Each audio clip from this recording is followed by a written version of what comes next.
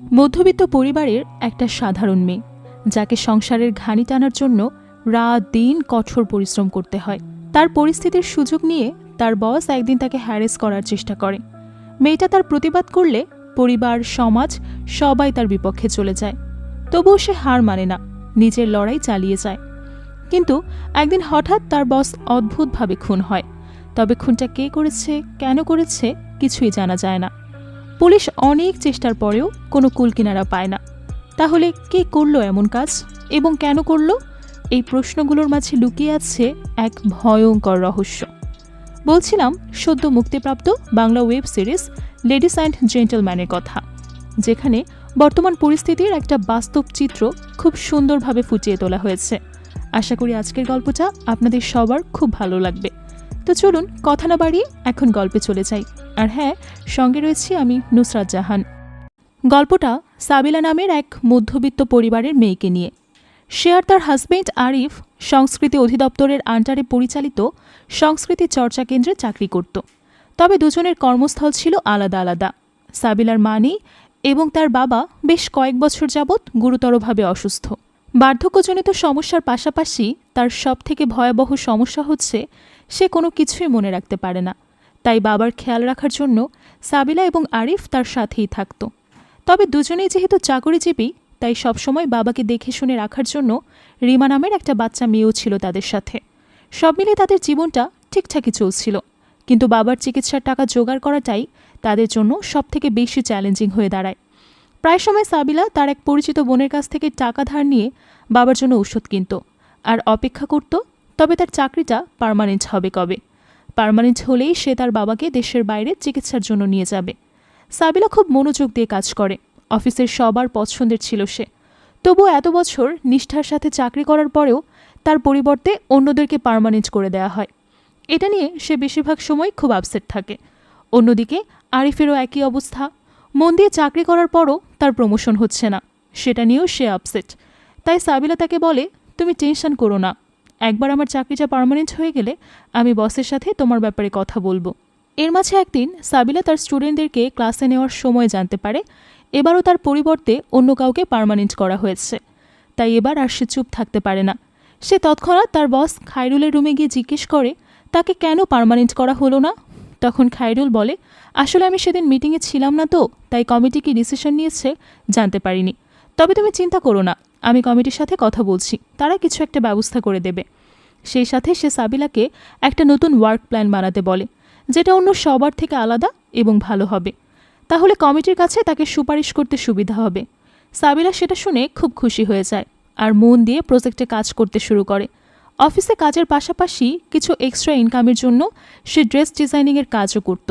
আর এই কাজে তাকে সাহায্য করত আরিফ। অনলাইনে মানুষের কাছ থেকে সে ড্রেসের অর্ডার নিত এবং সেটা কাস্টমারের পছন্দ মতো ডিজাইন করে আরিফের মাধ্যমে হোম ডেলিভারি দেওয়াতো। তো পরদিন সাবিলা অফিসে যাওয়ার পর খায়রুল তাকে জিজ্ঞেস করে সে প্রজেক্ট রেডি করেছে কিনা। সাবিলা বলে, জি স্যার, রেডি করেছি, তবে এখন সেটা আপনার রুমে নিয়ে গেলে অন্যান্যরা কটু দৃষ্টিতে দেখবে। তাই আমি চাচ্ছিলাম অফিস টাইম শেষ হলে অথবা ব্রেক টাইমে প্রজেক্টটা নিয়ে আপনার সাথে বসতে। খায়রুল তখন তার কথায় রাজি হয়ে যায়। এরপর সাবিলা তার কাজ শেষ করে ছাদে গিয়ে অপেক্ষা করতে থাকে। অফিস টাইম শেষে সবাই বের হয়ে গেলে সে তার প্রজেক্ট নিয়ে যায় খায়রুলের কাছে।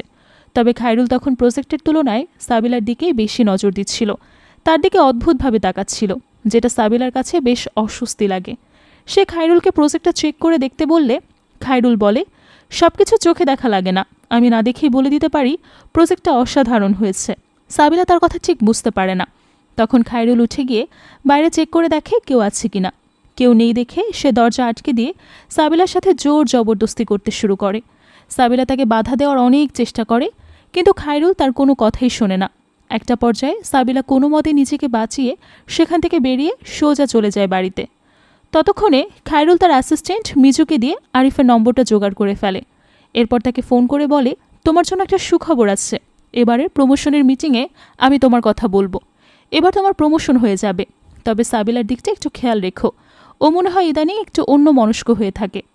সাবিলা বাড়ি ফিরে লক্ষ্য করে আরিফ খায়রুলের সাথে কথা বলছে। কথা শেষ করে আরিফ এসে তাকে তার প্রমোশনের সুসংবাদটা জানায়। সেই সাথে এটাও জানায় যে খায়রুল তাকে তার শ্বশুর অর্থাৎ সাবিলার বাবার ট্রিটমেন্টের জন্য 5 লাখ টাকার অফিসিয়াল লোনের ব্যবস্থা করে দেবে সে আশ্বাস দিয়েছে। আরিফ এটা শুনে খুব খুশি ছিল, কিন্তু সাবিলা খুশি হতে পারে না। সে বুঝতে পারে খায়রুল নিজের অন্যায়টা ধামাচাপা দেওয়ার জন্যই এসব করছে। সে আরিফকে সব কিছু বলে দিতে চায়, কিন্তু আরিফের খুশি দেখে সে আর কিছুই বলতে পারে না। তাছাড়া ওই টাকাগুলো তার খুবই দরকার ছিল, তাই সে মনে মনে ভাবে অন্তত আরিফের ভালো একটা ব্যবস্থা হলে তাদের উপকার হবে। পরের দিন অফিস থেকে ফেরার সময় খায়রুল সাবিলার পথ আটকে তার কাছে ক্ষমা চায়। তাকে বোঝানোর চেষ্টা করে যে সেদিন সে সুস্থ মানসিকতায় ছিল না, তাই ভুলবশত এমন একটা কাজ করে ফেলেছে। তাছাড়া সাবিলা যে তার সাথে অফিস টাইমের পর একা দেখা করতে চেয়েছিল সেটাকে সে খারাপ দিক থেকে ভেবে নিয়েছিল, কিন্তু সাবিলার মনে আসলে কোনো খারাপ ভাবনা ছিল না। সে শুধুমাত্র তার অফিসের প্রতিদ্বন্দ্বীদেরকে এড়াতে চাচ্ছিল, যাতে তার আইডিয়া চুরি করে আবারও অন্য কেউ চাকরিটা পার্মানেন্ট করার সুযোগ না পেয়ে যায়। তাই সাবিলার আগের মাথায় বলে ওঠে, কেউ আপনার সাথে একা দেখা করার মানে এই নয় যে আপনি সেটার সুবিধা গ্রহণের চেষ্টা করবেন। সেটা শুনে খায়রুল অনুতপ্ত হয়ে বলে, বিশ্বাস করো, আমি একটা মুহূর্তের জন্য শান্তি পাচ্ছি না। বাড়ি ফিরে স্ত্রী সন্তানের সামনেও দাঁড়াতে পারছি না, এতটা লজ্জা লাগছে। তুমি দয়া করে আমাকে ক্ষমা করে দাও, মানুষ হিসেবে না হোক, তোমার পছন্দের কবি হিসেবে ক্ষমা করে দাও। সাবিলা তখন তার কথা শুনে খুবই ডিস্টার্ব হয়। ব্যাপারটা কিছুটা জুতো মেরে গরু দানের মতো হয়ে যাচ্ছে, তাই সে বেশি কথা না বাড়িয়ে সেখান থেকে চলে যায়। এখানে কবির বিষয়টা একটু পরিষ্কার করে দিই। খায়রুল সাবিলার বস হওয়ার পাশাপাশি নামকরা একজন কবি। তার লেখা কবিতাগুলো সাবিলা খুব পছন্দ করত। যাই হোক, সেদিন রাতে হঠাৎ সাবিলার বাবার শরীর খুব খারাপ হয়ে পড়ে। সেই রাতে তাকে হসপিটালে অ্যাডমিট করতে হয়, কিন্তু আনফর্চুনেটলি হসপিটালে বিল দেওয়ার মতো টাকা সাবিলার কাছে ছিল না। সে তার ওই আপুর কাছ থেকে 15,000 টাকা ধার চায়, কিন্তু সে মেয়েটার কাছেও সেই মুহূর্তে টাকা ছিল না। এটা নিয়ে সাবিলা খুব টেনশনে পড়ে যায়। তার হাজব্যান্ড গিয়ে তখন তাকে সান্ত্বনা দেয়, কিন্তু সান্ত্বনা দিয়ে তো আর হসপিটালের বিল দেওয়া যাবে না। তাই সাবিলা সেদিন অফিসে গিয়ে অ্যাকাউন্টেন্টের কাছে তার এই মাসের বেতনটা অ্যাডভান্স চায়। তবে লোকটা তাতে রাজি হয় না, কারণ এর আগেও সাবিলা বেশ কয়েকবার অ্যাডভান্স বেতন নিয়েছে। তাই এখন যদি আবারও সে নিতে চায় তাহলে তাকে খায়রুলের পারমিশন নিয়ে আসতে হবে। খায়রুলের নাম শুনেই সাবিলা ডিস্টার্বড হয়ে বলে, থাক, আমার টাকা লাগবে না। কিন্তু প্রশ্ন হচ্ছে, টাকা ছাড়া সে তার বাবাকে কিভাবে হসপিটাল থেকে ডিসচার্জ করবে? এর মাঝে তার কাছে খায়রুলের কল আসে। সাবিলা বিরক্ত হয়ে তাকে কিছু বলতে গেলে খায়রুল তাকে কোনো রিয়্যাক্ট না করে চুপচাপ শুধু কথা শুনতে বলে এবং হ্যাঁ বা নাতে উত্তর দিতে বলে, যাতে খায়রুল যে তাকে ফোন করেছে এটা অন্য কেউ জানতে না পারে। সাবিলা তখন বাধ্য হয়ে তার কথা শুনতে থাকে, আর খায়রুল আবারও তার কাছে ক্ষমা চাইতে শুরু করে। সে মনে মনে খুব কষ্ট নিয়ে তার অনুতাপ এবং অনুশোচনার বিষয়গুলো সাবিলাকে বোঝানোর চেষ্টা করে, কিন্তু সাবিলা সেসবে পাত্তা দেয় না। তখন খায়রুল তাকে জিজ্ঞেস করে, তুমি অ্যাকাউন্টেন্টের কাছে গিয়েছিলে, কত টাকা লাগবে তোমার? সাবিলা বলে দেয়, আমার কোনো টাকা লাগবে না। তবুও খায়রুল তাকে তৎক্ষণাৎ বেশ কিছু টাকা পাঠিয়ে দেয়। সাবিলা টাকাগুলো নিতে চাচ্ছিল না, কিন্তু হঠাৎ তার বাবার কথা মনে পড়ে, সে টাকাগুলো ফিরিয়েও দিতে পারে না। তবে শুধু টাকাই না, খায়রুল তাকে আরও একটা অফার করে। সে বলে, তোমার প্রজেক্টটা যদি রেডি হয়ে গিয়ে থাকে তাহলে আমাকে দেখিয়ে দিও। আগামীকাল সিলেকশন কমিটির মিটিং আছে, সেখানে আমি তোমার প্রজেক্টটা দেখিয়ে তোমার চাকরিটা পার্মানেন্ট করার ব্যবস্থা করে দেব।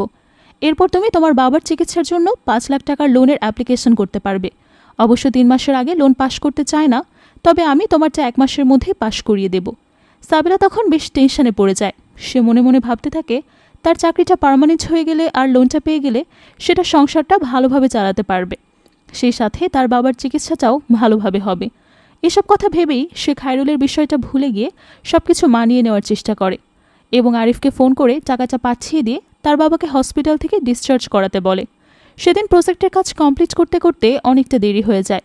অফিসের প্রায় সবাই অলরেডি বের হয়ে যায়। ওই ফ্লোরে সাবিলা বাদে শুধুমাত্র খায়রুলের অ্যাসিস্ট্যান্ট মিজুই ছিল, তাই খায়রুল তাকে বিরিয়ানির নাম করে বাইরে পাঠিয়ে আর বাইরে যাওয়ার পর তাকে বিরিয়ানি কিনে বাড়িতে চলে যেতে বলে। মিজু ছিল খায়রুলের আজ্ঞাবহ দাস, তাই সে যা বলে মিজু শুধু জি স্যার বলে তাতে সায় দিয়ে দেয়।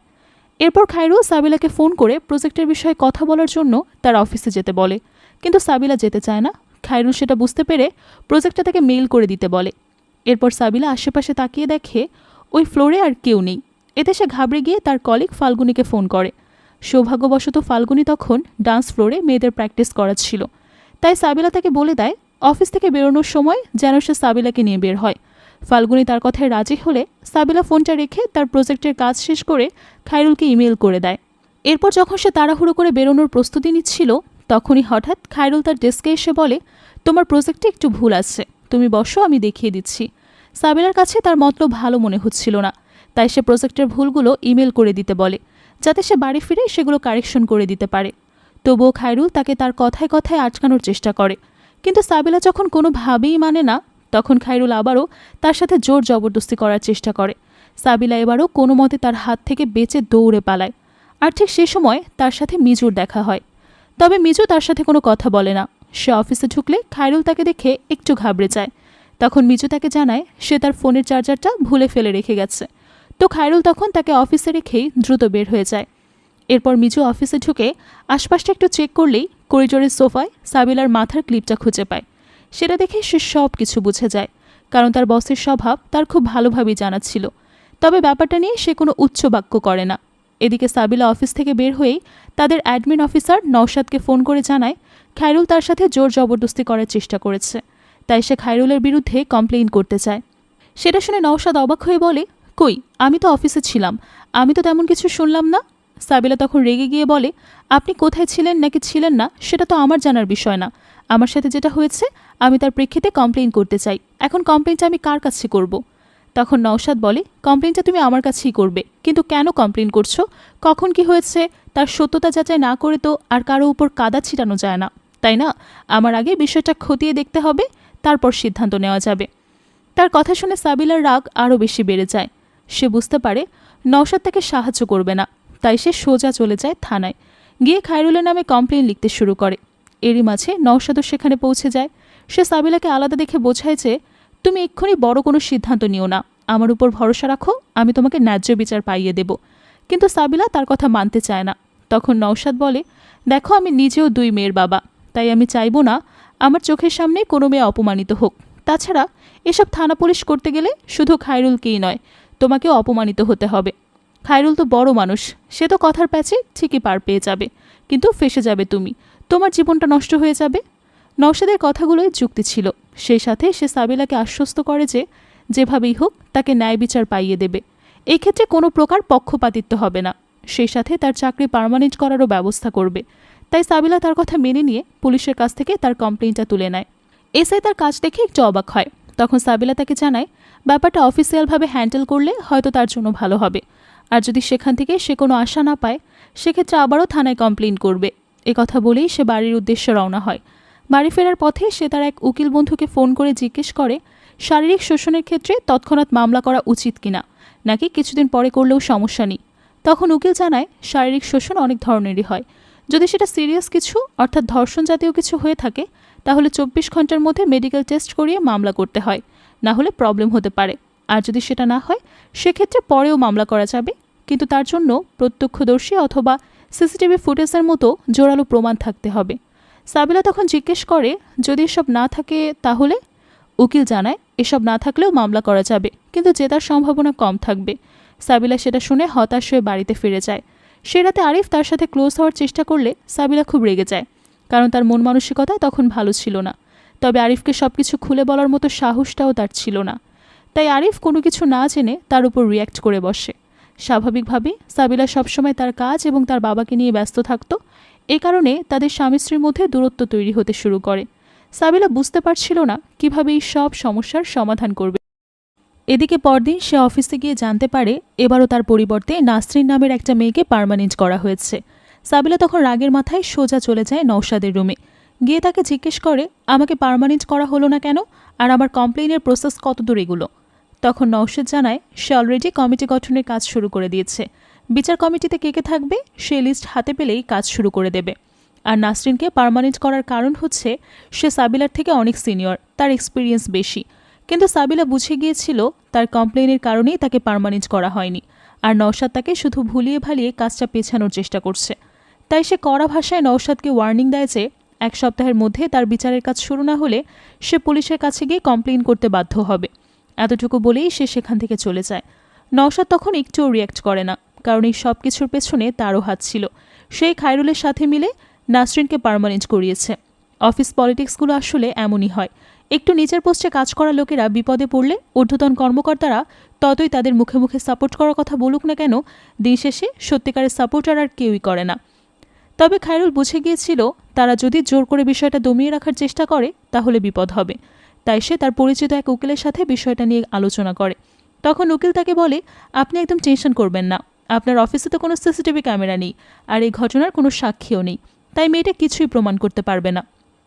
মজার ব্যাপার হলো, খায়রুল তার সামনেও এটা প্রমাণ করার চেষ্টা করে যে সে আসলে কিছুই করেনি। সাবিলা তার উপর মিথ্যে দোষারোপ করছে, আর যেহেতু এটার কোনো সাক্ষী নেই, তাই তারা নিজের দোষ স্বীকার করারও কোনো কারণ নেই। তবে উকিল ঠিকই জানতো সাবিলা মিথ্যা দোষ দিচ্ছে না, কিন্তু খায়রুলের মতো প্রভাবশালী ব্যক্তির বিরুদ্ধে গিয়ে তো আর সে নিজের ক্ষতি ডেকে আনবে না। তাই কীভাবেই পুরো বিষয়টা খায়রুলের পক্ষে নেওয়া যায়, এটা নিয়ে সে কাজ করতে শুরু করে। এরই মাঝে সাবিলার কমপ্লেইনটা খতিয়ে দেখার জন্য কমিটি গঠন করা হয়। সেখানে 3 জন মহিলা আর 2 জন পুরুষ ছিল। সে 3 জন মহিলার মধ্যে আবার 2 জন ছিল সোশ্যাল ওয়ার্কার, নারী অধিকার নিয়ে কাজ করত তারা। তো তাদের মধ্যে একজন নওশাদকে জিজ্ঞেস করে এই কমিটির প্রধানকে। নওশাদ জানায় সে নিজে এই কমিটির প্রধান। তখন ওই 2 জন এই কথার বিরোধিতা করে, কারণ ব্যাপারটা যেহেতু তার সাথে একটা মেয়ে জড়িত, তাই কমিটির প্রধানও একজন মেয়ের হওয়া উচিত। নওশাদ তাকে বুঝিয়ে দেয় যে মেয়েদের গুরুত্ব দেওয়াটা হচ্ছে বলেই কমিটিতে 3 জন মেয়ে এবং 2 জন পুরুষ রাখা হয়েছে, এর থেকে বেশি কিছু করা তার পক্ষে সম্ভব না। ওই মিটিংয়ে সাবিলা আর খায়রুল দুজনকে উপস্থিত থাকার কথা ছিল, কিন্তু খায়রুল ইচ্ছাকৃতভাবেই সেখানে যায় না, যাতে কমিটির কথার প্রেসারে পড়ে তার মুখ থেকে কোনোভাবে সত্যিটা বের না হয়ে যায়। তবে এই ক্ষেত্রে ওই 2 জন মহিলা আপত্তি জানায়, সেই সাথে সাবিলাও, কারণ মিটিংয়ে 2 পক্ষ উপস্থিত না থাকলে কখনোই সুষ্ঠু বিচার সম্ভব না। তখন নওশাদ বাধ্য হয়ে খায়রুলকে মিটিংয়ে ডেকে নিয়ে আসে। এরপর সে খায়রুলকে বাদ দিয়ে প্রথমে সাবিলাকে প্রশ্ন করতে শুরু করে। তার প্রথম প্রশ্ন ছিল সাবিলা সেদিন অফিসের পর খায়রুলের সাথে দেখা করতে চেয়েছিল কিনা। সাবিলা বুঝে যায় বিষয়টাকে সে নেগেটিভ দিকে নিতে চাচ্ছে, তাই সে নিজ থেকে বিষয়টা এক্সপ্লেইন করার ট্রাই করে, কিন্তু নওশাদ তার কথায় পাত্তা দেয় না, শুধু হ্যাঁ বা নাতে উত্তর দিতে বলে। সাবিলা তখন বাধ্য হয়ে হ্যাঁ সূচক উত্তর দিতে যায়। এরপর প্রশ্ন ওঠে সাবিলার পোশাক নিয়ে। ঘটনাক্রমে প্রথম যেদিন তার সাথে খায়রুল বাজে আচরণ করার চেষ্টা করে, সেদিন সে স্লিভলেস ব্লাউজ পরে গিয়েছিল। যদিও সেটা অশালীন ছিল না, তবে নওশাদ কমিটির সামনে সেটাকে জোরপূর্বক অশালীন প্রমাণ করার চেষ্টা করে। তখন কমিটির ওই 2 মেয়ে আপত্তি জানায়, কারণ একটা মানুষ কোন ধরনের পোশাক পরবে সেটা সম্পূর্ণ তার পার্সোনাল পছন্দ, এটা কখনোই একটা অন্যায়কে জাস্টিফাই করতে পারে না। এখন আবার অনেকেই পোশাক স্বাধীনতার বিষয় নিয়ে কথা বলতে শুরু করবে। তার আগেই বলে রাখি, যে কোনো ধরনের পোশাক পরার একটা নিজস্ব উপায় আছে।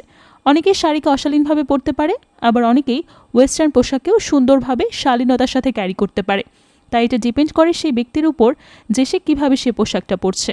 আর পোশাকের উপর যদি পুরুষের নজর অথবা তার মানসিকতা ডিপেন্ড করত, তাহলে আমাদের দেশে হয়তো বোরকা অথবা এই জাতীয় শালীন পোশাক পরা মেয়েদের সম্মান নিয়ে চিন্তা করতে হতো না, রাস্তায় বের হতে ভয় পেতে হতো না। আশা করি আমি যেটা বোঝাতে চাচ্ছি সেটা আপনারা বুঝতে পেরেছেন। তো যাই হোক, সেখানে অনেক রকম তর্ক বিতর্কের পর সবাই বের হয়ে আসে। এরপর ওই মেয়ে 2 সাবিলাকে বলে, আমরা জানতাম এখানে কমপ্লেন করে বিশেষ কোনো লাভ হবে না, তবু এসেছি বিষয়টা বোঝার জন্য। তারা সাবিলাকে বুঝিয়ে বলে যে অফিসে এই ব্যাপারে সে কোনো বিচার পাবে না, তবে যদি সে বিষয়টা নিয়ে কোর্ট পর্যন্ত যেতে চায় তাহলে তারা কোর্টের সাক্ষী দিয়ে সাবিলাকে সাহায্য করতে পারবে। সাবিলা সেটা শুনে একটু আশ্বস্ত হয়, অন্তত তাকে সাপোর্ট করার মতো কেউ তো আছে। এরই মাঝে সেখানে ফাল্গুনি চলে আসলে সাবিলা ওই মেয়েদেরকে জানায় সেদিন তার মনে সন্দেহ হয়েছিল বলে সে ফাল্গুনিকে অফিসে থাকতে বলেছিল। তখন মেয়েগুলো ফাল্গুনিকে জিজ্ঞেস করে, আপনি যখন পুরো বিষয়টা জানতেন তাহলে কেন সাক্ষী দিতে আসলেন না? তখন ফাল্গুনি কিছু বলার আগেই সাবিলা বলে, এখানকার যে পরিস্থিতি তাতে আমার পক্ষে কেউ সাক্ষী দিলে তাকেও বিপদে পড়তে হবে, তাই আমি চাই না ফাল্গুনি আমার কারণে বিপদে পড়ুক। মেয়ে 2 তার কথা বুঝতে পেরে আর কোনো কথা বাড়ায় না। এভাবে দিন পার হতে থাকে আর সাবিলা চুপচাপ অফিস করতে থাকে। এরই মাঝে একদিন খায়রুলের মেয়ে লরা অফিসে এসে তার বাবার সাথে দেখা করতে চায়। খায়রুল তখন মিটিং রুমে থাকায় লরা এসে সাবিলার সাথে গল্প করতে শুরু করে। সাবিলার সাথে তার খুব ভালো একটা সম্পর্ক ছিল, কিন্তু আজ লরাকে দেখে সাবিলা বেশ নার্ভাস হয়ে যায়। তার সাথে কথা বলতে বলতেই খায়রুল চলে আসলে লরা সেখান থেকে উঠে যায়, আর সাবিলা তখন অফিস থেকে বেরোনোর জন্য পারমিশন চাইতে চায়। সে সময় লরা আর খায়রুলও সাবিলাদের এলাকার দিকেই যাচ্ছিল, তাই সে সাবিলাকে তার বাড়ি পর্যন্ত এগিয়ে দিতে চায়। সাবিলা প্রথমে রাজি হয় না, কিন্তু লরা জোর করে তাকে সঙ্গে নিয়ে নেয়। বাবার আভিজাত্য নিয়ে তার কোনো বড়াই ছিল না, সে নিজে একজন সাকসেসফুল বিজনেস ওম্যান ছিল, আর সাবিলার হাতের কাজ তার খুব পছন্দ। তাই সে সাবিলার ছোট্ট বিজনেসটাকে আরও বড় করার অফার দেয়। সে প্রথমে সাবিলাকে কিছু স্যাম্পল তৈরি করতে বলে, এরপর যদি সেটা ক্লায়েন্টের পছন্দ হয় তাহলে একটা বড় অর্ডারের ব্যবস্থা লরা তাকে করে দেবে। এই মুহূর্তে এমন একটা অফারের খুব প্রয়োজন ছিল তার, কিন্তু অফারটা তাকে এমন একজন মানুষ দিচ্ছে যার সাথে কাজ করতে এই মুহূর্তে তার মন সায় দিচ্ছে না। স্বভাবতই যার বাবার বিরুদ্ধে সে হ্যারাসমেন্টের কমপ্লেন করেছে তার সাথে কিভাবে কাজ করবে সে? তাছাড়া লরা যখন বিষয়টা জানতে পারবে তখন কেমন রিঅ্যাক্ট করবে, এসব ভেবেই সে বিষয়টাকে অ্যাভয়েড করার চেষ্টা করে। এদিকে খায়রুল এটা নিয়ে টেনশন করছিল যে লরার সাথে বিজনেস করার খাতিরে সাবিলা আবার তাকে কিছু বলে না দেয়। তাই সে বিষয়টা নিয়ে আবারও তার উকিলের সাথে ডিসকাস করে। তখন উকিল বলে, এটা নিয়েও আপনি টেনশন করবেন না, বরং এটা আপনার জন্য ভালো। সাবিলার এই মুহূর্তে টাকার খুব প্রয়োজন, তাই সে কোনোভাবে লরাকে বিষয়টা জানিয়ে এত বড় একটা সুযোগ হাতছাড়া করবে না। আর বিজনেসটা ঠিক রাখার জন্য সে আপনার পেছনে লাগাও বন্ধ করে দেবে। তাই খায়রুল আর লরার বিষয়টা নিয়ে খুব একটা মাথা ঘামায় না। এদিকে বাসায় ফিরে সাবিলা লরার অফারটা নিয়ে বেশ চিন্তা ভাবনা করে। শেষমেশ সে বিজনেসটা করার সিদ্ধান্ত নেয়। লরাকে বিষয়টা জানালে সে খুব খুশি হয়। এরপর সাবিলা অফিসে গিয়ে তার বিচারের দিনটা কিছুদিন পিছিয়ে দেওয়ার জন্য অ্যাপ্লিকেশন করে। সেটা দেখে নওশাদ একটু অবাক হয়, তবে সাবিলা তাকে এই ব্যাপারে কোনো কিছু এক্সপ্লেইন করে না। পরদিন সে যখন তার স্টুডেন্টদেরকে ডান্স শেখাচ্ছে, তখনই মিচু তার সাথে গোপনে দেখা করতে চায়। সে সাবিলাকে আড়ালে নিয়ে গিয়ে বলে, আমি আপনার উপকার করতে এসেছি, কিন্তু এখানে আমার কোনো স্বার্থ নেই। তার কথা শুনে সাবিলার মনে একটু খটকা লাগে। তখন মিচু বলে, এই বিষয়টা আপনি আর আমি খুব ভালোভাবেই জানি যে খায়রুল স্যারের বিরুদ্ধে কমপ্লেন করে কোনো লাভ হবে না, আর এই কারণে আপনি বিচারটা পিছিয়ে দেওয়ার জন্য অ্যাপ্লিকেশন করেছেন। তার থেকে ভালো হয় আপনি একেবারে কমপ্লেনটা উঠিয়ে নিন। এরপর আমি বসের সাথে কথা বলে আপনার চাকরিটা পার্মানেন্ট করার ব্যবস্থা করছি। সেই সাথে আপনার বাবার চিকিৎসার সব ব্যবস্থাও করিয়ে দিচ্ছি, তাতে কিন্তু আপনারই লাভ। সাবিলা তার কথাটা শুনে একটু টেনশনে পড়ে যায়, তবে কোনো সিদ্ধান্ত জানায় না সে। সেদিন বাড়ি ফেরার পর সে লরাকে ফোন করে তার সাথে দেখা করতে চায়। লরা রাজি হলে পরদিন সাবিলা তার সাথে একটা রেস্টুরেন্টে দেখা করতে যায়। কিন্তু তার সামনে যেতে সাবিলার একটু নার্ভাস লাগছিল, কারণ সেদিন সে খায়রুলের বিষয়টা লরাকে জানাতে চেয়েছিল। অনেক ভাবনা চিন্তার পর ফাইনালি সে লরার মুখোমুখি হওয়ার ডিসিশন নেয়। এভাবে হুট করে দেখা করতে চাওয়াতে লরার একটু অবাকই লাগে। সে জিজ্ঞেস করে, তুমি কি বিজনেসের ব্যাপারে কিছু বলতে চাও? তোমার পার্সেন্টেজ বাড়াতে চাও? সাবিলা কিছু সময় আমতা আমতা করার পর শেষমেশ সাহস করে তাকে বলে দেয় যে সে খায়রুলের বিরুদ্ধে শারীরিক শোষণের কমপ্লেন করেছে। কথাটা শুনে লরা একেবারে থমকে যায়। তার চোখে মুখে এক অদ্ভুত ভয় আর দ্বিধার ছাপ স্পষ্ট বোঝা যাচ্ছে। সে বিশ্বাসই করতে পারছে না তার বাবা এমন কিছু করতে পারে। তখন সাবিলা বাধ্য হয়ে তাকে সব কিছু খুলে বলে। লরা সেসব শুনে একদম নির্বাক হয়ে যায়। কোনো কথার উত্তর না দিয়ে চুপচাপ সে সেখান থেকে বেরিয়ে যায়। বাড়ি ফেরার পরেও লরার মাথা থেকে বিষয়গুলো বের হয় না, কিন্তু সে কারোর সাথে এসব বিষয় নিয়ে কিছুই শেয়ার করে। এদিকে লরার কোনো রেসপন্স না পেয়ে সাবিলা পরদিন তাকে একটা ভয়েস মেসেজ পাঠায়। সেখানে সে বলে, আপু, তুমি যদি আমার সাথে বিজনেস নাও করতে চাও তাতেও কোনো সমস্যা নেই, আমি তোমার ডিসিশনকে সম্মান করি। সেদিন অফিসে যাওয়ার পর মিজু এসে সাবিলাকে একটা খাম ধরিয়ে দিয়ে বলে, আপনার চাকরিটা পার্মানেন্ট হয়ে গেছে। সাবিলা একটু অবাক হয়ে খামটা খুলতে শুরু করে। মনে মনে একটু স্বস্তিও পাচ্ছিল সে, কারণ মিজুর কথা মতো সে কমপ্লেনটা তুলে নিয়েছিল। কিন্তু যখন সে খামটা খুলে চিঠিটা পড়তে শুরু করে তখন তার মাথায় আকাশ ভেঙে পড়ে, কারণ তাকে চাকরিতে পার্মানেন্ট করা হয়নি, বরং বরখাস্ত করা হয়েছে। সেই সাথে তাকে হুমকিও দেওয়া হয়েছে যে কর্তৃপক্ষের উপর মিথ্যা অভিযোগ আনার কারণে তাকে চাকরি থেকে বরখাস্ত করা হয়েছে। আর এই বিষয়টা নিয়ে যদি সে বেশি বাড়াবাড়ি করে তাহলে তার বিরুদ্ধে মানহানির মামলা করা হবে। শুধু তাই নয়, কয়েক মাস আগে ওই অফিস থেকে একটা ল্যাপটপ চুরি হয়েছিল। সবাই জানতো ল্যাপটপটা নাসরিন নামের ওই মেয়ে চুরি করেছে, কিন্তু কোনো সিসিটিভি ক্যামেরা না থাকায় কোনো প্রমাণও পাওয়া যায়নি। তাই কখনোই নাসরিনকে দোষারোপ করা হয়নি। তবে আজ চাকরি থেকে বরখাস্ত করার পাশাপাশি ওই ল্যাপটপ চুরির দায়টাও সাবিলার উপর চাপিয়ে দেওয়া হয় এবং তাকে ওই ল্যাপটপের টাকা পরিশোধ করার জন্য জোর দেওয়া হয়। সাবিলা সেসব দেখে হতবাক হয়ে যায়, আর মিজু তার দিকে তাকিয়ে অদ্ভুতভাবে হাসতে থাকে। একেই হয়তো বলে, মুখে মধু অন্তরে বিষ। তো সাবিলা রাগে গজগজ করতে করতে চিঠিগুলো নিয়ে সোজা চলে যায় খায়রুলের রুমে। সেখানে গিয়ে সে খায়রুলকে জিজ্ঞেস করে, আমার উপরে মিথ্যা অভিযোগ করেছেন কেন? কোনটা সত্যি কোনটা মিথ্যে সেটা তো আমরা সবাই জানি। কিন্তু খায়রুল তার কথার কোনো উত্তরই দেয় না। তখন সাবিলা তাকে বলে, আপনি কি ভেবেছেন এসব করে আমাকে ভয় দেখাতে পারবেন? চাকরির জন্য আমি এতদিন চুপ করে বসেছিলাম, কিন্তু এবার আমি দেখাবো আমি কি কি করতে পারি। এটা বলে সে সেখান থেকে চলে যায়। তার কথা শুনে খায়রুল একটু টেনশন করলেও মিজুর মধ্যে কোনো টেনশন ছিল না। কেন যেন মনে হচ্ছিল সে খুব কনফিডেন্ট যে সাবিলা কোনোভাবেই বিষয়টা প্রমাণ করতে পারবে না। তো পরদিন সাবিলা তার সেই উকিল বন্ধুকে নিয়ে একটা প্রেস কনফারেন্সের আয়োজন করে। সেখানে সে মিডিয়ার লোকদেরকে উদ্দেশ্য করে বলে, আমি এখানে কোনো ব্যক্তিগত আক্রোশের কারণে উপস্থিত হইনি। আমি চাই দেশের বিভিন্ন প্রতিষ্ঠানে মেয়েরা যেন নিরাপদে কাজ করতে পারে। বিভিন্ন জায়গায় বিভিন্নভাবে যেন মেয়েদেরকে কোনো প্রকার শারীরিক এবং মানসিক হয়রানির শিকার না হতে হয়। সেখানে সে স্পষ্ট ভাষায় খায়রুলের অন্যায়ের বিরুদ্ধে সবকিছু জানিয়ে দেয়। খায়রুল যেহেতু একজন নামকরা ব্যক্তি, তাই ব্যাপারটা সামনে আসার সাথে সাথেই মিডিয়ায় তোলপাড় শুরু হয়। মিডিয়ার লোকেরা খায়রুলের পরিবার এবং অফিসের লোকদের কাছ থেকে সত্যটা জানার চেষ্টা শুরু করে।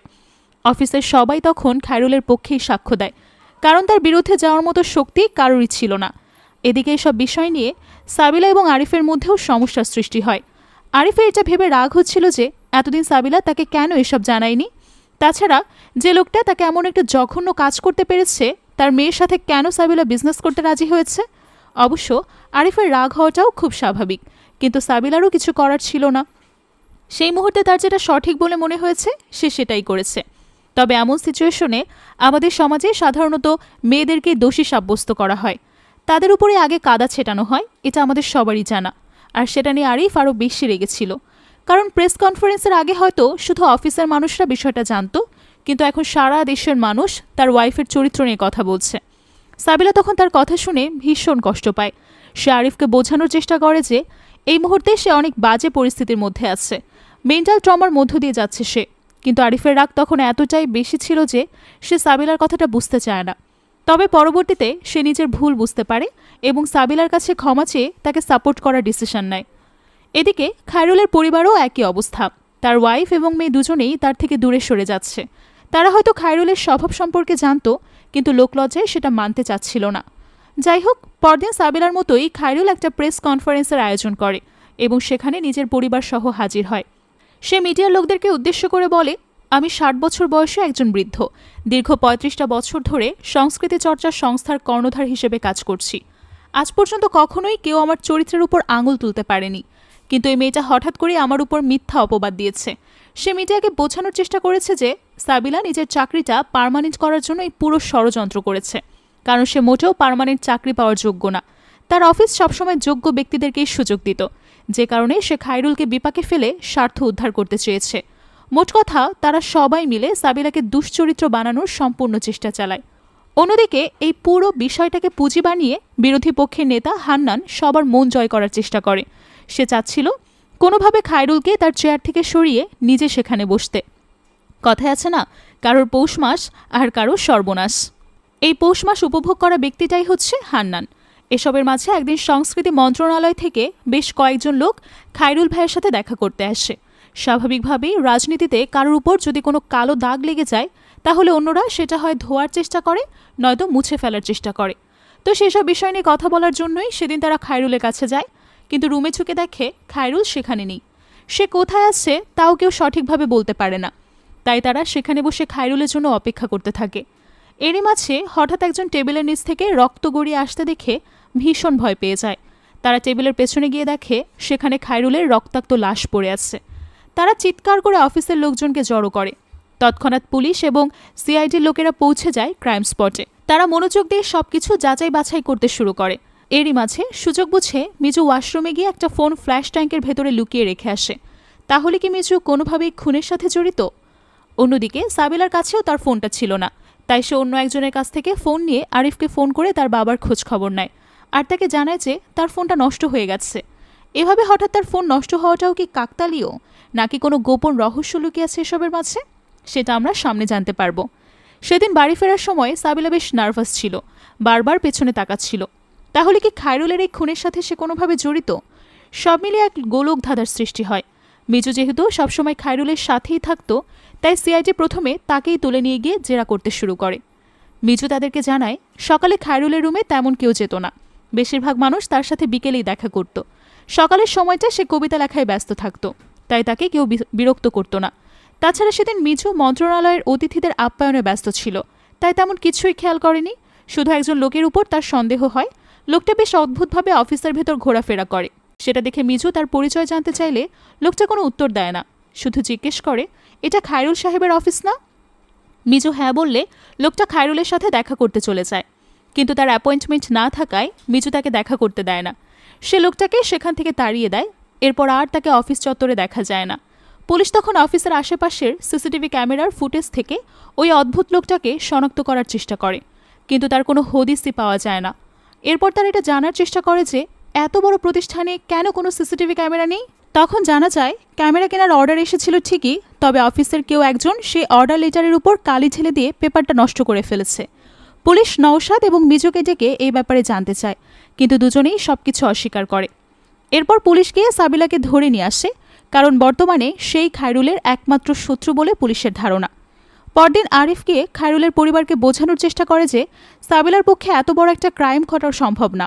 হ্যাঁ, কিছুদিন যাবত তাদের মধ্যে সমস্যা চলছিল ঠিকই, তবে তার জন্য সাবিলা এত বড় একটা স্টেপ নেবে না। তাই সে খায়রুলের পরিবারকে রিকোয়েস্ট করে পুলিশের সাথে কথা বলে সাবিলাকে ছাড়ানোর ব্যবস্থা করার জন্য, কিন্তু তারা আরিফের কথার কোনো তোয়াক্কা করে না। এদিকে পুলিশ সাবিলার কাছে জানতে চায় যে খায়রুলের মৃত্যুর দিন সে সকাল সকাল অফিসে কি করছিল।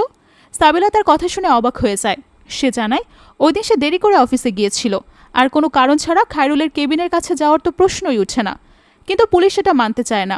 এরপর তারা সাবিলাকে খায়রুলের বিষয় নিয়ে অনেক প্রশ্ন করে, আর সাবিলাও সেগুলোর সঠিকভাবে উত্তর দিতে থাকে। তার কাছ থেকে সন্দেহের কোনো আভাস না পেয়ে ইন্সপেক্টর তার বাড়িতে গিয়ে তার পরিবারের সাথে কথা বলে। সাবিলার বাবার কথা বলার মতো অবস্থা ছিল না, তাই যতটুকু কথা বলার আরিফই বলে। অফিসার তাকে জিজ্ঞেস করে সাবিলার সাথে খায়রুলের এই সমস্যা নিয়ে সে কোনো উদ্যোগ নিয়েছে কিনা। আরিফ জানায় সেই ব্যাপারে কখনোই নিজ থেকে কোনো উদ্যোগ নেয়নি। এটা তার ওয়াইফের সমস্যা, তাই সে নিজেই সব কিছু সামলাচ্ছে। আর বিষয়টা এতটাই বিব্রতকর যে আরিফে কারোর সাথে এসব বিষয় শেয়ার করতেও স্বাচ্ছন্দ্য বোধ করেনি। এরপর অফিসার গিয়ে লরার সাথে দেখা করে, তাকে জিজ্ঞেস করে সাবিলা থেকে বিষয়টা জানানোর পর সে অন্য কারোর সাথে এসব ব্যাপারে শেয়ার করেছে কিনা। লরা জানায় যে সে কারোর সাথে এসব নিয়ে কথা বলেনি। সব দিক মিলিয়ে পুলিশটা খুব কনফিউজড হয়ে যায়। কেসটা সলভ করার মতো কোনো ক্লু তারা পায় না। এরই মাঝে একদিন হঠাৎ তার একটা ফোন নম্বর খুঁজে পায়, যেটা দেখে খায়রুলকে প্রায় ফোন করা হতো। তারা যখন ওই নম্বরের বিষয়টা নিয়ে আলোচনা করছিল, তখন সাবিলার মধ্যে একটা অদ্ভুত আতঙ্ক কাজ করে, কিন্তু কেন তা বোঝা যায় না। তো সিআইডি সেই নম্বর থেকে লোকটার ডিটেলস খুঁজে বের করে পৌঁছে যায় তার বাড়িতে, কিন্তু সেখানে গিয়ে জানতে পারে লোকটা ওই বাড়িতে আর থাকে না। সেখানে তার পরিবার থাকে, আর লোকটা থাকে ঢাকায়। খায়রুলের মৃত্যুর পর থেকে ওই নম্বরটা বন্ধ ছিল, এ কারণে পুলিশ ওই ব্যক্তির লোকেশন বের করতে পারে না। তাই তারা ওই লোকের পরিবারের কাছ থেকে তার রিসেন্ট নম্বর জোগাড় করে তাকে খোঁজার জন্য বেরিয়ে পড়ে। পুলিশরা সেখানে থেকে যাওয়ার পরে ছেলেটার বাবা তাকে ফোন করে সব কিছু জানায়। পুলিশের কথা শুনে ছেলেটা ভীষণ ঘাবড়ে যায়। সে তৎক্ষণাৎ তার বাড়ি ছেড়ে বেরিয়ে যায়, কিন্তু এত বড় শহরে গা ঢাকা দেওয়ার মতো কোনো জায়গা তার ছিল না। সে জানত সে যেখানেই লুকাক পুলিশ তাকে ঠিক খুঁজে বের করবে। তখন তার মাথায় একটা আইডিয়া আসে। সে সেলুনে গিয়ে তার চুল দাড়ি কেটে নিজের লুক পরিবর্তন করে ফেলে, যাতে করে পুলিশ তার সামনে আসলেও তাকে আইডেন্টিফাই না করতে পারে। সৌভাগ্যবশত তার এই প্ল্যানটা কাজে লেগে যায়। একদিন সিআইডি অফিসাররা তাকে খুঁজতে খুঁজতে একেবারে তার সামনে চলে আসে, কিন্তু তাকে চিনতে পারে না। এরপর রাতে এক মহিলা অফিসার তাকে ফোন করে বলে, আমাকে চিনতে পেরেছেন? সেদিন রাস্তায় দেখা হলো, আপনি আমার কাছ থেকে ফোন নম্বর নিলেন যে। ঘটনাক্রমে পুলিশ জানতে পেরেছিল যে ওই লোকটা কিছুদিন আগে রাস্তায় একটা মেয়ের ফোন নম্বর নিয়েছে, তাই সেটাকেই তার ফাঁদ হিসেবে ব্যবহার করে। তো মেয়েটা খুব আবেগী ভাষায় পরদিন তার সাথে দেখা করতে যায়।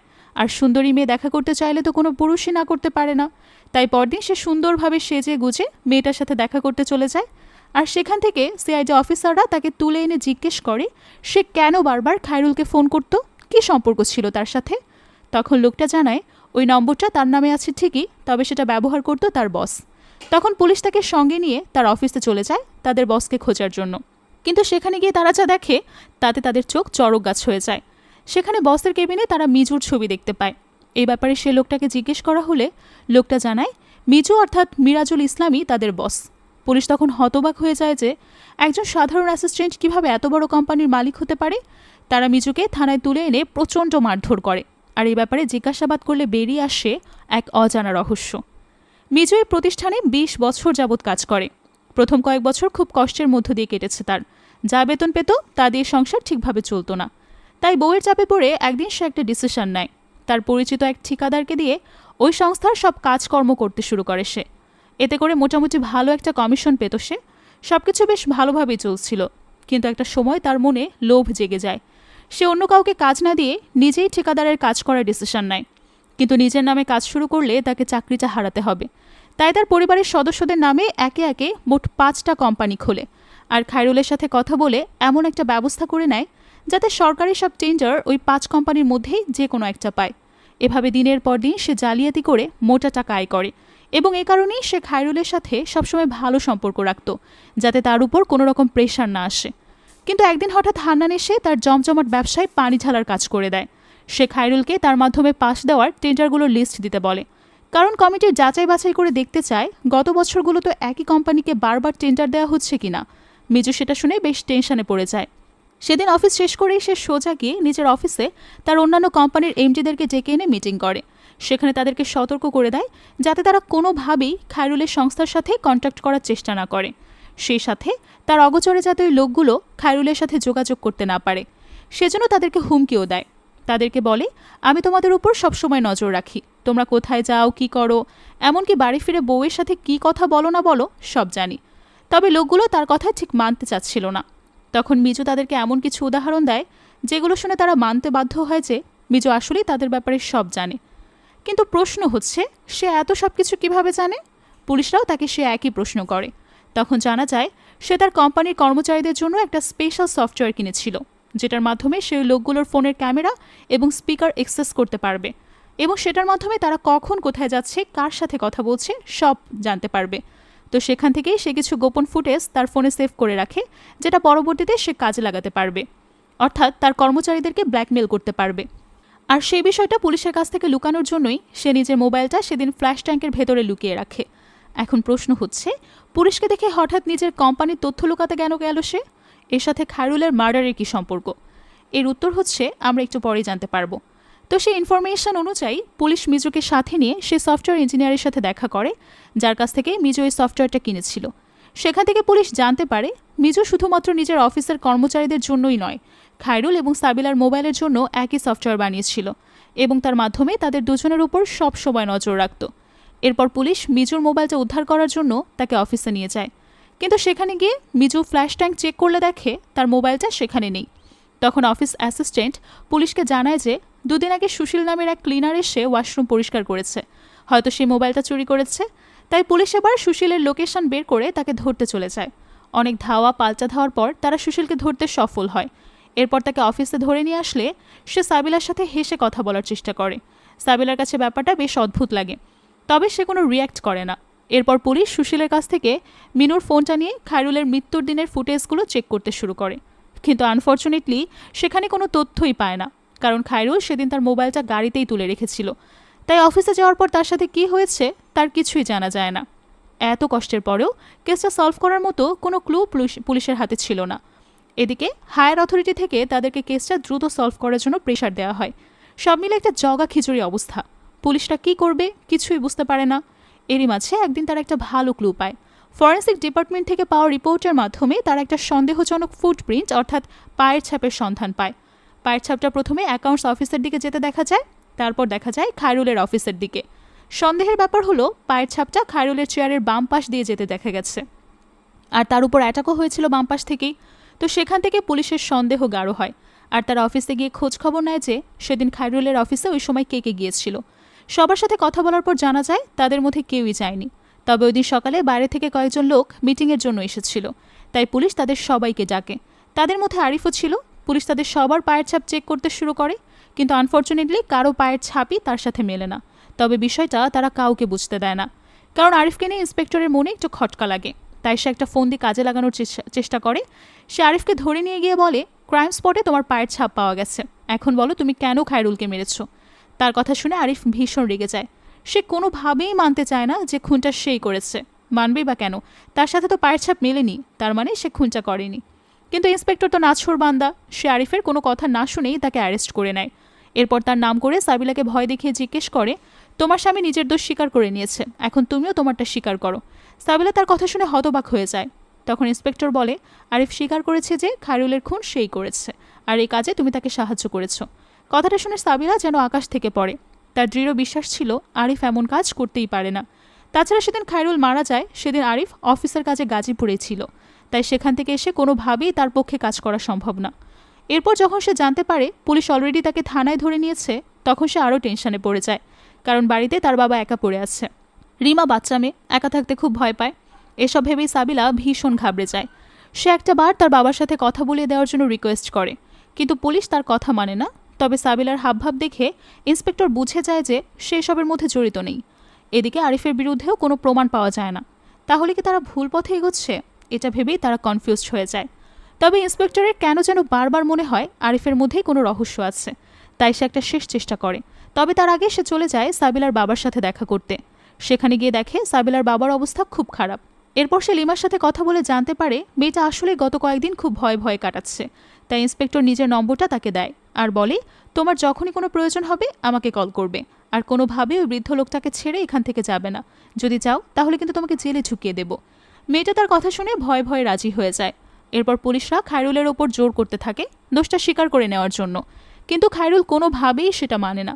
মানা তো দূরে থাক, সে নিজের মুখটাই খোলে না, তার চোখ বেঁধে একটা নির্জন জায়গায় নিয়ে যায়। এরপর তারা যখন গুলি করার জন্য বন্দুকটা লোড করে, তখন সে শব্দ শুনে আরিফ ভয়ে বলে উঠছে, আমাকে মেরো না, আমি সবকিছু সত্যি সত্যি বলে দেব। তখন বোঝা যায় ইন্সপেক্টরের সন্দেহ মিথ্যা ছিল না। তো এরপর তাকে থানায় এনে জিজ্ঞাসাবাদ করলেই আসল রহস্য সামনে আসে। মূলত খায়রুলের ওপর প্রচণ্ড রকম রাগ এবং ঘৃণা থেকেই আরিফ তাকে খুন করেছে। স্বাভাবিকভাবেই একটা পুরুষ কখনোই তার ওয়াইফের সাথে হওয়া অত্যাচার মেনে নিতে পারে না। আরিফ পুলিশকে জানায় যে সে যখনই সাবিলার কাছে যাওয়ার চেষ্টা করত, তখনই তার চোখে খায়রুলের চেহারাটা ভাসত। সে কোনোভাবেই সাবিলার সাথে হওয়া অন্যায়টা মানতে পারছিল না। তাই সে খুন করে প্রমাণ লোপাট করার উপর রিসার্চ করতে শুরু করে। সবকিছুই ভালোভাবে জেনে বুঝে নেওয়ার পর সে একটু একটু করে রেডি হতে থাকে। প্রথমে সে একটা বড় ছবি কেনে, এরপর একে একে হ্যান্ড গ্লাভস এবং নিজের পায়ের তুলনায় এক সাইজ বড় মাপের জুতা কেনে, যাতে জুতার ছাপ দেখে পুলিশ তাকে ধরতে না পারে। সবকিছু রেডি করার পরেও কাজটা করার জন্য তার সাহস হচ্ছিল না। তবে একদিন সে ফাইনালি মনে সাহস জুগিয়ে অফিসে চলে যায়। প্রথমে সে একটা ফাইল দেখানোর অজুহাতে অ্যাকাউন্টস রুমে ঢোকে, এরপর সুযোগ বুঝে খায়রুলের রুমে ঢুকে প্রজেক্ট দেখানোর বাহানায় তার কাছে গিয়ে তার উপর অ্যাটাক করে। তারপর ওয়াশরুম থেকে নিজের হাতে এবং ছুরিটা পরিষ্কার করে চুপচাপ সেখান থেকে বের হয়ে যায়। অফিসে যেহেতু কোনো সিসিটিভি নেই, তাই কারো চোখে বিষয়টা ধরা পড়ে না। তার কাছ থেকে সবকিছু শোনার পর পুলিশকে এই বিষয়টা সাবিলাকে জানায়। সাবিলা তখনও মানতে পারছিল না আরিফ এমন একটা কাজ করতে পারে। স্বামীর উপর তার ভীষণ রাগ হয়, তাই সে পুলিশকে রিকোয়েস্ট করে তাদের দুজনকে কোর্টে নিয়ে যাওয়ার সময় যেন আলাদা গাড়িতে নেওয়া হয়। পুলিশ তার কথা মেনে নেয়, তবে তাদেরকে কোর্টে নিয়ে যাওয়ায় তাদেরকে ওয়েটিং রুমে নিয়ে গিয়ে দাঁড় করিয়ে রাখা হয়। আর সেখানে সাবিলার সাথে আরিফের দেখা হয়। আরিফ তার সাথে চোখ মেলাতে পারে না, সাবিলারও ঠিক একই অবস্থা। তবে নিজেকে সামলে সে আরিফকে বলে, আমি খায়রুলকে জীবন্ত অবস্থায় শাস্তি দিতে চেয়েছি, যাতে সেটা সে আজীবন মনে রাখে, কিন্তু তুমি তাকে সহজেই মুক্ত করে দিলে আর নিজে বন্দী হলে, আমি তোমাকে কখনোই ক্ষমা করব না। এরপর কোর্টের হেয়ারিং শেষ হলে আরিফের শাস্তি ঘোষণা হয় এবং সাবিলাকে বেকসুর খালাস দেয়া হয়। সেখান থেকে বাড়ি ফেরার সময় সাবিলার তার বাবার কথা মনে পড়ে। এদিকে রিমার এভাবে একা একা থাকতে খুব ভয় লাগছিল, তাই সে বাধ্য হয়ে সাবিলার বাবাকে ফেলে সেখান থেকে পালিয়ে যায়। কিছুক্ষণের মধ্যেই সাবিলা বাড়িতে পৌঁছে গিয়ে দেখে বাড়িতে রিমা এবং তার বাবা কেউ নেই। সে পাড়া প্রতিবেশীদের ডেকে খোঁজ নেয়, কিন্তু কেউ কিছু বলতে পারে না। এতে সাবিলা খুব ভয় পায়, কারণ তার বাবা ঠিকঠাকভাবে হাঁটতে পারে না। বাড়ির বাইরে গেলে যে কোনো ক্ষতি হতে পারে। তাই সে এক মুহূর্ত দেরি না করে বাইরে বেরিয়ে গিয়ে তার বাবাকে খুঁজতে থাকে। পুরো এলাকায় হন্যে হয়ে খুঁজতে থাকে তাকে। শেষমেশ বাড়ি থেকে বেশ কিছুটা দূরে একটা দোকানে গিয়ে দেখতে পায়। তাকে সুস্থ দেখে সাবিলা খুব খুশি হয় আর তাকে ধরে নিয়ে যায় বাড়িতে। এরপর বাবাকে সামনে বসিয়ে হাউমাউ করে কাঁদতে থাকে। জীবনযুদ্ধে লড়াই করতে করতে ভীষণ ক্লান্ত হয়ে পড়েছে মেয়েটা। তবে তার বাবা এসবের কিছুই ফিল করতে পারে না। সে তার মেয়েকে জিজ্ঞেস করে, তুমি কাঁদছো কেন? পরীক্ষার রেজাল্ট খারাপ হয়েছে নিশ্চয়ই। সাবিলা তখন আর কিছুই বলতে পারে না, কারণ তার জীবনের সমস্যাগুলো তার বাবা জানতোই না। সে মনে করে তার মেয়ে এখনও ছোটই রয়ে গেছে, হয়তো পরীক্ষায় ভালো রেজাল্ট করেনি বলে কাঁদছে। সাবিলা তার পরিস্থিতিকে মেনে নিয়ে নতুন করে সব কিছু করার সিদ্ধান্ত নেয়।